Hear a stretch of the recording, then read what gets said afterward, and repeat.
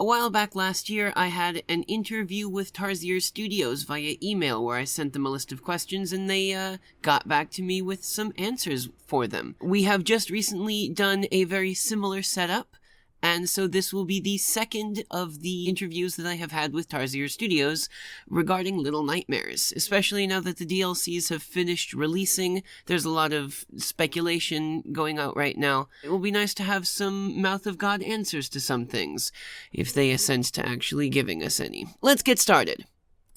So just like before, I asked them two sets of questions, the first being kind of out-of-game topics about the things that are coming up soon and that kind of thing, and then in-game topics. So let's go with the out-of-game topics first.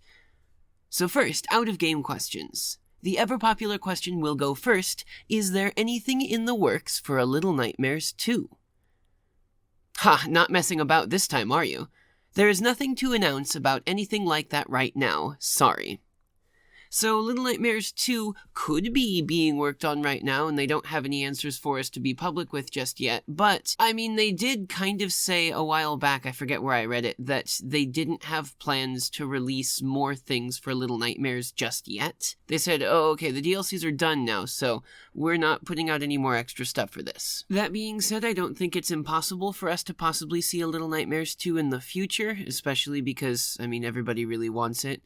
But then again, the game company catering to exactly what their fans want all the time generally gets us some garbage games, and I would much rather they leave us where we are now than put out something that they're not proud of and that we wouldn't like. So it makes sense. Next question. We haven't heard much on the Little Nightmares television show front for a really long time. Any news on that? What about the comic series? Will the third volume ever be released? Yes, I know, announcements are always the easiest thing to make. TV shows and comics come a very distant second. Needless to say, when there is news, we will be very happy to deliver it. So, no more confirmations or non-confirmations on this one either. Obviously, the third volume of the comic seems to exist somewhere. There have been leaks about it, I understand. It makes sense. The artist who was paid to make the first two probably made the third one as well, and then was told not to put it anywhere, and then someone maybe found where they had put it where they weren't supposed to or something, and so there's been these little tiny leaks of those comic images everywhere on Reddit. Don't know how much to trust those, but, you know, we'll go with it. As for the television show, if there's no news, then I can't say whether or not that idea has been cancelled, because that news, they booked the opportunity to have Little Nightmares turn into a TV show before the first game came out. So that's been a while now. There's been nothing really for that for quite a long time. So if it's still in the works, then it's in the secret works, I guess. What was the most difficult thing to manage when working on the Secrets of the Maw DLC? What was the most fun? I think trying to find a story that could run parallel to the one you all knew so well, and of course introduce a few new characters to the mix. Some of this stuff you encounter in Secrets of the Maw was part of the lore already, while some other stuff came up during development. This is something I personally find lots of fun, because this is not a static world, it's always expanding and evolving, meaning that meaning can change. That last little bit there is the important bit there. Meaning can change. So there's a possibility that something we thought meant a thing in the first game has a different connotation or meaning to it now that the DLCs are finished. Like there was a possibly bit of lore or something that had been left there as like a cliffhanger or a hook to catch more people on, to make them think about things. But then once the DLC came out, you had to look at that in a different light. I think I'd like to explore that in another couple videos at some point, but we'll leave that one where it is. There's an unconfirmed report that someone from Tarsier confirmed some kind of relationship between the ferryman character and the popularly called Wax Bellman. Can you elaborate on the relationship between the two? Well, we're actually getting Mouth of God on this one, ladies and gentlemen, so I will defer to this one completely. It says it's unconfirmed because this is not something anyone from Tarsier has ever said. I'm not usually keen to give definitive answers on things like this, but in this case I will not fall back on the vague and mysterious Dungeon Master trope, and state clearly, these are not the same character at all. Now where are my Dungeon Master robes again? Well, so we have it Mouth of God now. The Wax Bellman and the Ferryman character are not the same person. Color me surprised. I honestly thought that they were going to be the same person for quite a long time. They had a similar enough character design to them, and they both had kind of melty faces and that sort of thing. But, I mean, if we are told that the Ferryman and the Wax Bellman are different people, then that gives us more to work with, and it's now 100% confirmed because Tarsier said it from their own mouth. I will own up to that wrong supposition from before. Now that Little Nightmares and its DLC has been fully released, what other things can we start to look forward to from Tarsier Studios? I am super excited about this answer. I guess now's as good a time to announce this as any. We're actually getting out of the games business and moving to the country to grow mushrooms. Hardcore, I'm looking forward to some Little Nightmares themed mushrooms. Some static themed mushrooms. Come on, man, give me that delicious, delicious mushroom business that you guys are jumping into now.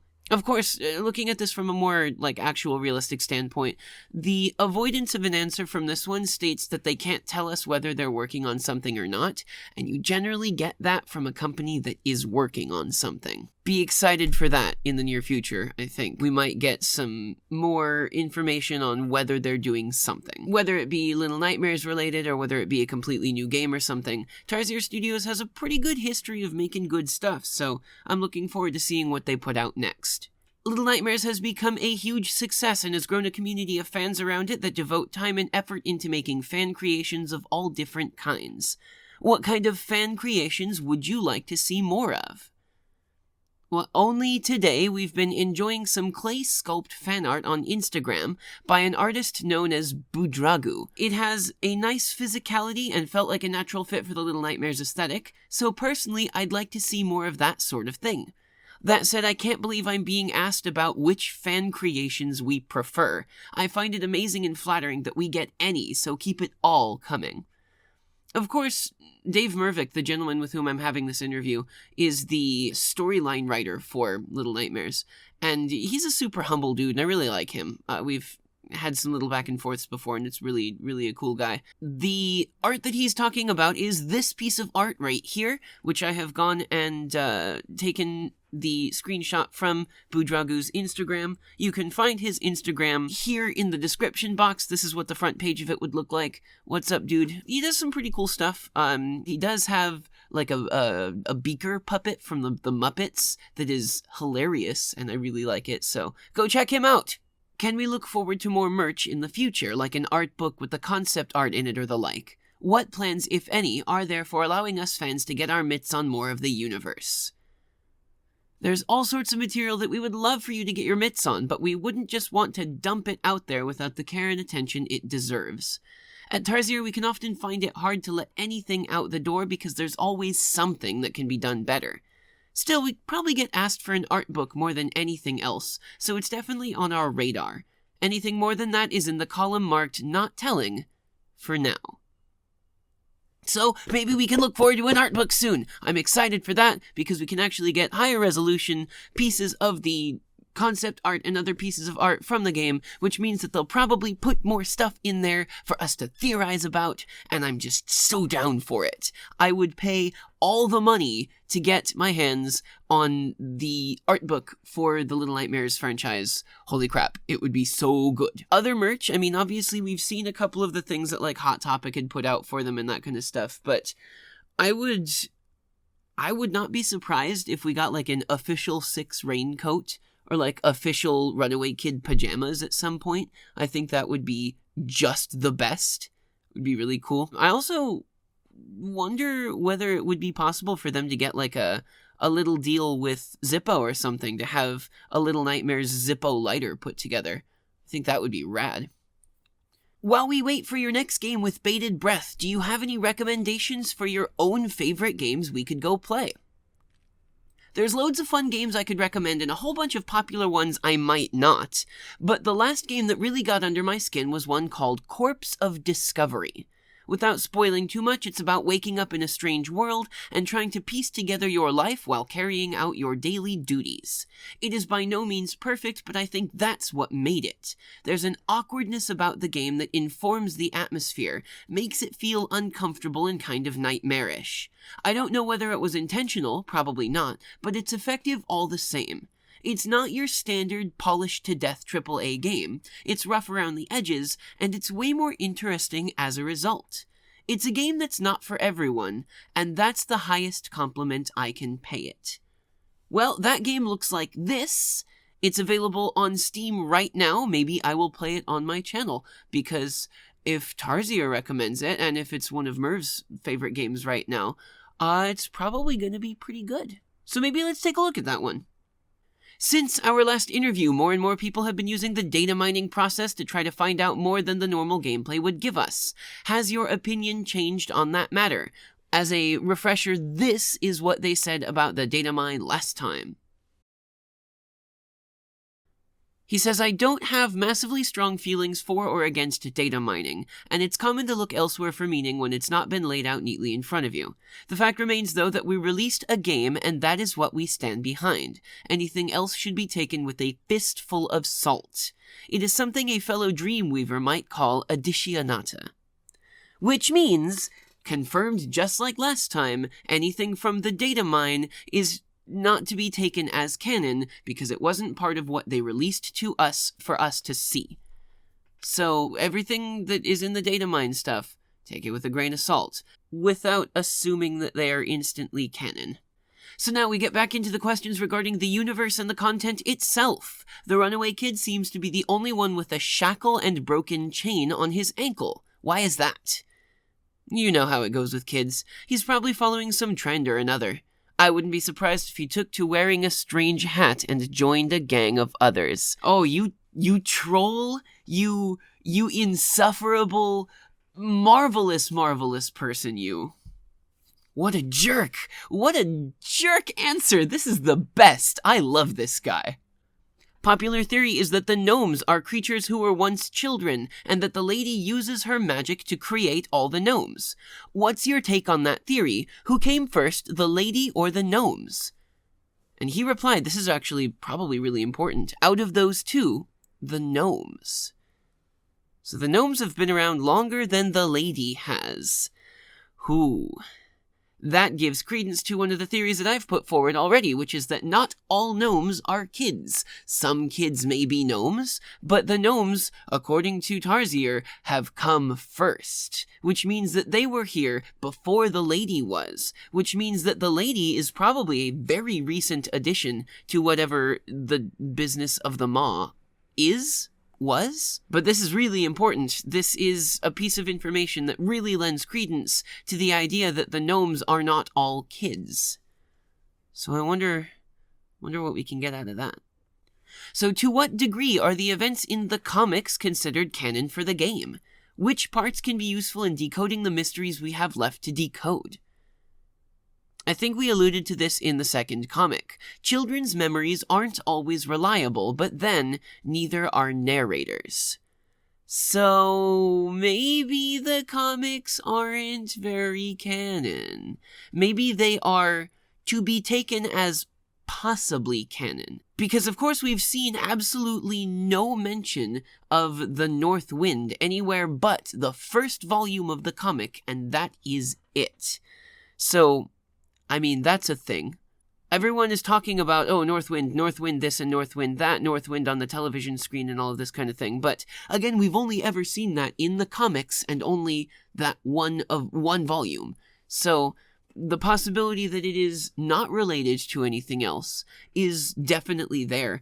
And I am kind of the opinion that because the comics were canceled, it feels like they were going in a direction that might have been tangent to where Tarsier wanted the comics to go, so they made the decision to pull the plug on it without releasing the third one. And that makes some sense. It especially makes sense because according to some of the leaked images that I've seen from the third comic, it showed Six and the runaway kid in the same frame as each other, interacting with each other. And we know that doesn't happen. From what we've seen in the game, we know that that can't happen, because their timelines don't cross enough for that to be. So there's a possibility that the comic story would have deviated far enough from the game lore and story that they've already put forward, so they had to cancel it, which means that it should be counted as unreliable at best. With respect to the previous question, have we seen the figure on the television set at the end of the DLC somewhere before? I don't know. It's hard to say for sure what someone else has seen before. You.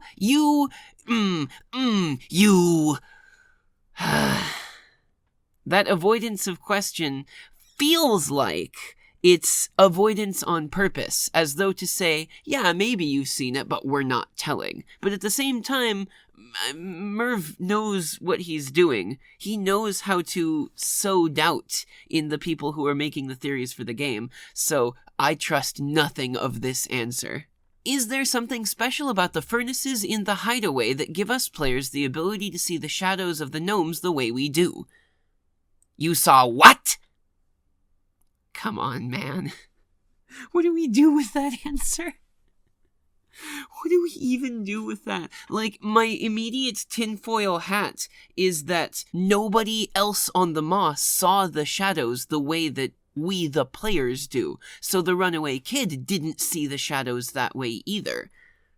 As though his being surprised that we saw the shadows that way is such that we and only we get to see them. But that's very tinfoil hat. So who knows what this answer means or could mean. What a... The answers only get trollier from here, you guys.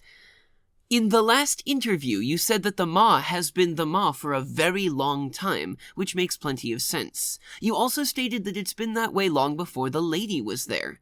Can you shed any light on the previous history of the Maw? Who was there beforehand?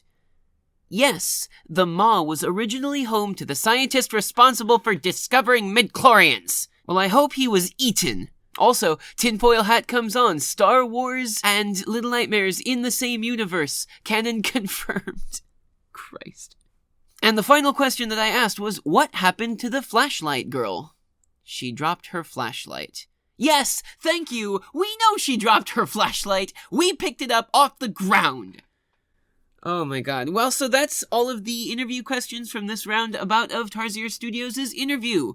Major props to Tarsier and to Dave Mervick for giving us the opportunity to have these questions answered, and for giving us the answers to them, even if they weren't exactly the answers that all of us were looking for. I still very, very much enjoy just the way that Merv gives interview answer questions like this. He's a super cool dude, and I'm pleased with the way that we get anything from them, let alone actual answers. The big ones that we've got from this one, we've got that the Waxbellman and the Ferryman are definitely not the same person. That is 100% laid out solid. So now we know from Mouth of God that Waxbellman and Ferryman are two different people. That's Mouth of God. We know that Six and the lady are not related. That's Mouth of God. So we're getting more and more from them as time passes. Maybe we can contrive and scheme to make them tell us more.